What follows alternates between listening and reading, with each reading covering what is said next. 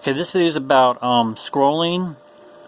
So this is about code, how you can scroll from the right by tapping on the screen on your Android device, or use your mouse to click on the right or left to scroll from left to right. And let me demonstrate on what I'm talking about here.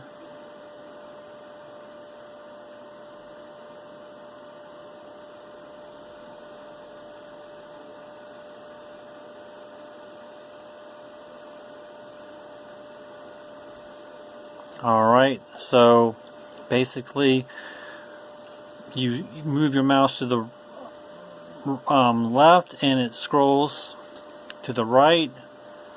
Put your mouse to the right and it scrolls to the left. So this is the basic scroll here. And this works great on your PC or your Android device. This would probably work for an emulator or something if you want to have different boxes for each game. You click on each box for a different download game. Alright. And you have this pink box in the room, which is called the Object O controller. You can do a step event, bring over a coded sheet, and these are the numbers. I watched a video on YouTube, and this guy talked about basic scroll and elastic scroll. I will provide the link for you because he explains it a lot better than I do. But I will provide you the download for this. Basically, this is talking about the views for XView, for moving right to left. So these numbers are required. I made my numbers 650, 6,400, 2, and 650. These numbers I used because it works great when moving right to left. I had to adjust those numbers because what would happen is that when I scroll, it would go all the way to the end, and then it would pretty much cut off this box right here at the end, and that's why I had to adjust the numbers. So when I got the correct numbers, it would go completely to the end, and it would show you all the squares. This one would have to be cut off because that's the normal. That's how it works in the real world. Because you basically scroll past that box, it's going to be cut off regardless. But what you don't want cut off is the end one. The same thing happens when you move to the left. You want to make sure that all of it's in view at the end there. You don't want it cut off like that. So I had to adjust the numbers so it would be completely at the end there and stop. And like I said, this box would be cut off, but that's the normal thing to do for it to happen. So that's basically how I did the basic scroll. So this is pretty much just talking about subtracting and adding things when moving back and forth.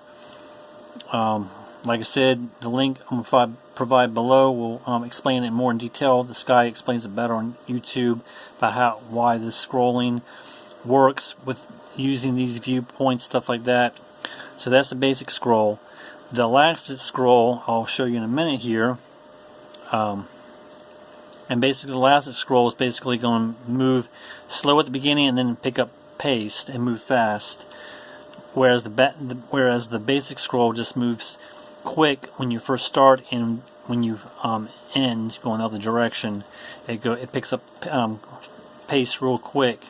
Whereas the elastic will be slow at first and then pick up pace. So let me show you. And like I said, these numbers here I calculated or adjusted so that way the yellow boxes are not cut off at the end like I showed you a minute ago.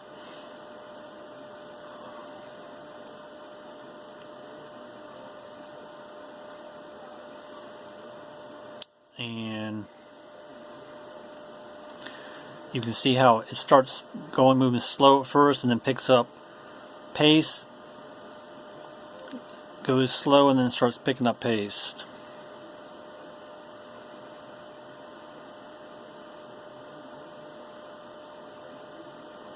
So that's elastic scroll, where it slows, goes down.